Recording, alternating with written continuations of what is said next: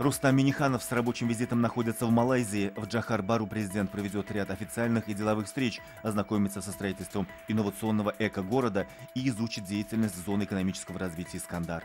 За рулем Гелендвагена был угонщик. Сегодня в Казани автомобиль врезался в опору железнодорожного моста на улице Клары Цеткин. Водитель погиб на месте. По сообщению некоторых СМИ, машина была угнана.